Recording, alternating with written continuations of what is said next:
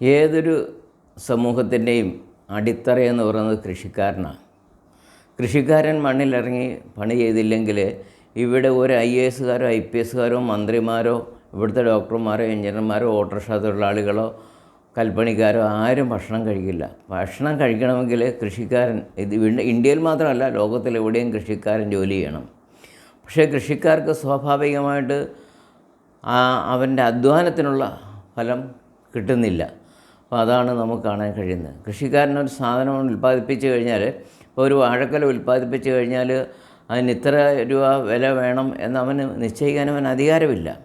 അവനത് മാർക്കറ്റിൽ കൊണ്ടുവന്നിട്ട് വ്യാപാരികൾ പറയുന്ന വിലയ്ക്ക് അവനത് കൊടുത്തിട്ട് പോരണം. അല്ലാതെ തിരിച്ച് വീട്ടിൽ കൊണ്ടുപോയി അവന് കഴിക്കാൻ പറ്റില്ലല്ലോ.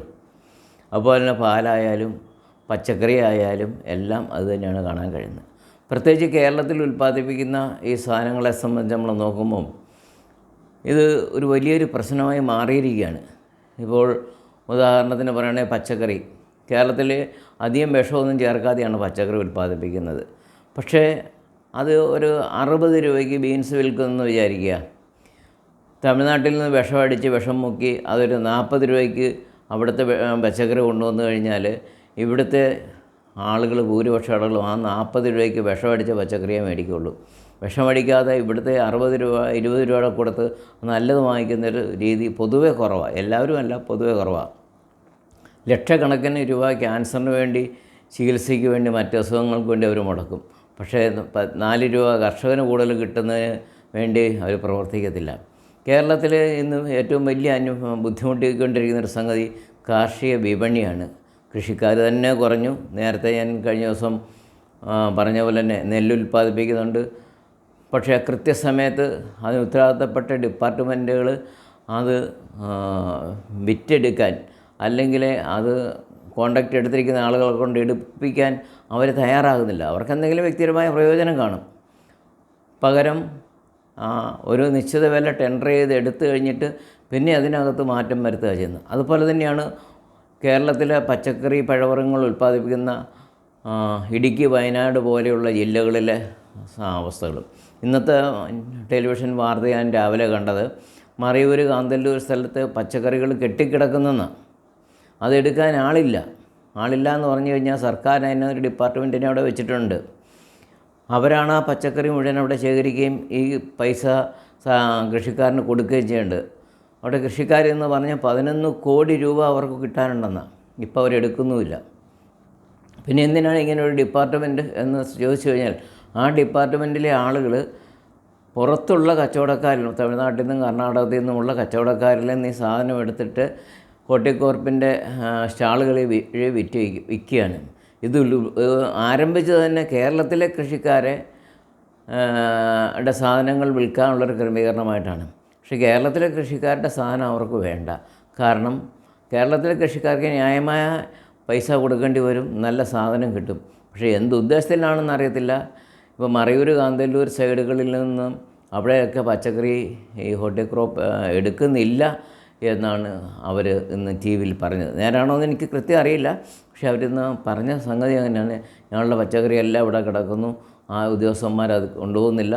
അപ്പോൾ ഏതാണ്ട് 1 വർഷമോ മറ്റോ ആയി അങ്ങനെ അത് സംഭവിക്കുന്നത്. ഇവർക്ക് കിട്ടാനുള്ള കാശും കിട്ടുന്നില്ല. പിന്നെ അങ്ങനെ കൃഷി ചെയ്യും. ഇത് കൃഷിക്കാരൻ്റെ ഉൽപ്പാദിപ്പിക്കുന്ന വസ്തുക്കൾ, കൃഷിവിഭവങ്ങൾ കേരള മാർക്കറ്റുകളിൽ വിൽക്കാനാണ് ഇങ്ങനെ ഒരു ഡിപ്പാർട്ട്മെൻറ്റ് തന്നെ ഉണ്ടാക്കിയിരിക്കുന്നതെങ്കിൽ, ആ ഡിപ്പാർട്ട്മെൻറ്റ് അത് പ്രവർത്തിക്കുന്നില്ലെങ്കിൽ അതിന് എന്താണ് ചെയ്യേണ്ടത്? ഈ ഓരോ ഉദ്യോഗസ്ഥനും 50,000 1 ലക്ഷമൊക്കെ ശമ്പളം മേടിക്കുന്നവരല്ലേ? സ്റ്റേറ്റിൻ്റെ കാറിൽ സഞ്ചരിക്കുന്നവരല്ലേ? മറ്റ് ആനുകൂല്യങ്ങളിൽ വരില്ലേ? ഇവർ ചെയ്യേണ്ടത് കൃഷിക്കാർക്ക് വേണ്ടിയിട്ടല്ലേ പ്രവർത്തിക്കേണ്ടത്?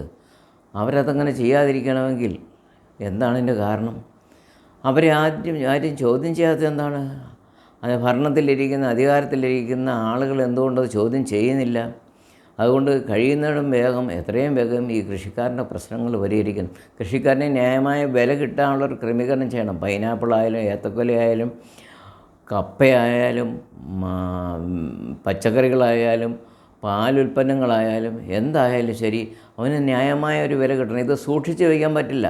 ഇപ്പം നമുക്ക് പല സാധനങ്ങളും സൂക്ഷിച്ച് വയ്ക്കാൻ പറ്റും. പക്ഷേ ഈ സാധാരണ കൃഷിക്കാരന് ഉൽപ്പാദിപ്പിക്കുന്ന ഈ കൃഷി സാധനങ്ങളൊന്നും അങ്ങനെ വർഷങ്ങളോളം അല്ലെങ്കിൽ വില കൂടുന്നവരെയൊന്നും സൂക്ഷിച്ച് വയ്ക്കാൻ പറ്റത്തില്ല. അപ്പോൾ വാഴക്കൊല വെട്ടിക്കഴിഞ്ഞാൽ അത് 2 ദിവസമോ 3 ദിവസം കഴിഞ്ഞ് അത് പഴുത്തു പോകും. പിന്നെ തിന്ന് തീർക്കാൻ പറ്റില്ലല്ലോ. പക്ഷേ അവനോട് കിലോയ്ക്ക് 10 രൂപയ്ക്ക് മേടിക്കുന്ന സാധനം ഇവിടെ 2 കൈ മറിഞ്ഞ് കഴിയുമ്പോഴത്തേക്ക് 70 രൂപയ്ക്കും 60 രൂപയ്ക്കും ഇവിടെ നമ്മുടെ കടകളിൽ നിന്ന് വാങ്ങിക്കേണ്ട ഒരു സാഹചര്യമാണ് വന്നിരിക്കുന്നത്.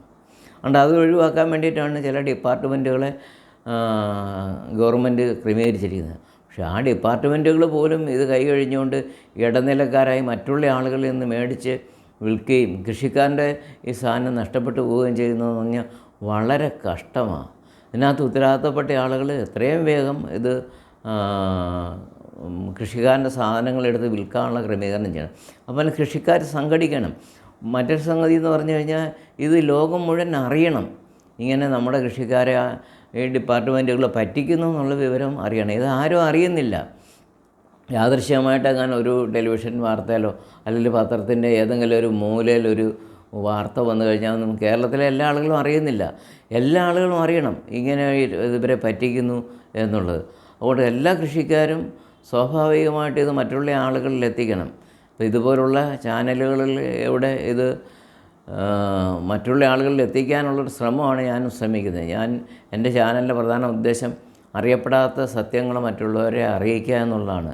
ഇത് ടെലിവിഷൻകാരോ അല്ല പത്രങ്ങളോ ഒന്നും വന്ന് പ്രക്ഷേപണം ചെയ്യില്ല. കാരണം എന്ന് വെച്ച് കഴിഞ്ഞാൽ ഇതെല്ലാം ഡിപ്പാർട്ട്മെൻറ്റിലെ ഉദ്യോഗസ്ഥന്മാരുമായിട്ട് ഒരു ചെറിയൊരു അഡ്ജസ്റ്റ്മെൻറ്റിൽ പോകുന്ന കേസുകെട്ടുകളാണ്. അതുകൊണ്ട് അവർക്ക് വ്യക്തിപരമായിട്ട് പ്രയോജനമുള്ളത് മാത്രമേ അവർ ചെയ്യുള്ളൂ. പകരം ഇവിടെ കൃഷിക്കാർ ഈ വിവരങ്ങൾ എല്ലാ ആളുകളിലേക്കും എത്തിക്കണം. ഇപ്പോൾ ഒരു ഉദാഹരണത്തിന് പറഞ്ഞാൽ ഇന്ന് പെട്രോൾ പമ്പിൽ വാഷ്റൂം തുറന്നു കൊടുക്കാൻ ഞാൻ ഒരു സ്ത്രീക്ക് 1,00,000 ചില്ലാനം രൂപ കോടതി നഷ്ടപരിഹാരം വിധിച്ചെന്നൊരു വാർത്ത വന്നു. വാർത്ത വന്നപ്പോൾ ആണല്ലേ എല്ലാ ആളുകളും അതിനെക്കുറിച്ച് കൂടുതൽ എല്ലാവർക്കും അറിയാമായിരുന്നെങ്കിലും ബോധവാന്മാരാകുകയും പ്രവർത്തിക്കുകയും ചെയ്ത്. അപ്പം കൃഷിക്കാരെല്ലാവരും ഒന്നിച്ച് നിന്ന് ഇത് മറ്റുള്ള ആളുകളുടെ മുമ്പിൽ കൊണ്ടുവരണം. സ്വാഭാവികമായിട്ട് കൊണ്ടുവരുമ്പോൾ ഈ ഉദ്യോഗസ്ഥന്മാർ ചോദ്യം ചെയ്യപ്പെടും. അപ്പോൾ ആ ചോദ്യം ചെയ്യപ്പെടുമ്പോൾ അവരുടെ ഉത്തരവാദിത്വം നിറവേറ്റുന്നതിനും കൃഷിക്കാർക്ക് ന്യായമായ വില ലഭിക്കുന്നതിനും ഇടയായി തീരുകയും ചെയ്യും. അതുകൊണ്ട് നിങ്ങൾ ഈ വീഡിയോ പരമാവധി എല്ലാവരിലേക്കും ഷെയർ ചെയ്യണം. എങ്കിൽ മാത്രമേ എല്ലാ ആളുകളും ഇത് ശ്രദ്ധിക്കുകയുള്ളൂ. അങ്ങനെ നമ്മൾ പലരിലൂടെ ഈ വിഷയം പോയി കഴിയുമ്പോഴത്തേക്ക് ഉത്തരവാദിത്തപ്പെട്ട അധികാരികളിലേക്ക് ഈ വിഷയവ്യക്തം ചെയ്യും. ഇന്നല്ലെങ്കിൽ നാളെ നമുക്കിതിന് പ്രയോജനം ചെയ്യിക്കും. അതുകൊണ്ട് കൃഷിക്കാരുടെ എല്ലാ പ്രശ്നങ്ങളും പരിഹരിക്കാൻ കൃഷിക്കാരെല്ലാം കൂടെ ഒറ്റക്കെട്ടായിട്ട് നിൽക്കണം. എന്നിട്ട് ഇത് പരസ്യം ചെയ്യണം. പരസ്യം ചെയ്യുന്നതെന്ന് പറഞ്ഞു കഴിഞ്ഞാൽ ഓരോ കൃഷിക്കാരനും ഈ വിവരങ്ങൾ മനസ്സിലാക്കണം. എന്നിട്ട് ഇതിന് തടസ്സം നിൽക്കുന്ന ആരാണോ അവരുടെ ശ്രദ്ധയിലേക്ക് ഇത് കൊണ്ടുവരണം. അല്ലെങ്കിൽ അവരുടെ മേലധികാരികളുടെ ശ്രദ്ധയിലേക്ക് ഇതുപോലുള്ള വീഡിയോകൾ കൊണ്ടുവന്ന് കഴിയുമ്പോൾ അവർ ഇത് അന്വേഷിക്കും. അതിന് പരിഹാരം ഒരു പരിധി വരെയെങ്കിലും ഉണ്ടാകുമെന്ന് പ്രതീക്ഷിക്കുന്നു. അതുകൊണ്ട് നിങ്ങളെല്ലാവരും ഈ വീഡിയോ മാക്സിമം എല്ലാ കൃഷിക്കാരിലേക്കും എത്തിക്കാൻ ശ്രമിക്കുക. അതുപോലെ തന്നെ ഇതുപോലുള്ള ഇനിയും ധാരാളം കൃഷിക്കാരോടുള്ള ബന്ധത്തിലുള്ള വിവരങ്ങൾ അറിയിക്കാനുണ്ട്.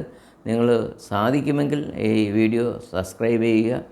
അതുകൊണ്ട് തുടർന്നും നിങ്ങൾ കൃഷിയോടുള്ള ബന്ധത്തിൽ, ഞാനൊരു മലയോര കർഷകനായതുകൊണ്ട് കൃഷിയോടുള്ള ബന്ധത്തിൽ കൂടുതൽ വിവരങ്ങൾ കൃഷിക്കാരനുഭവിക്കുന്ന പ്രശ്നങ്ങൾ നമുക്ക് തുടർന്നും എത്തിക്കാം.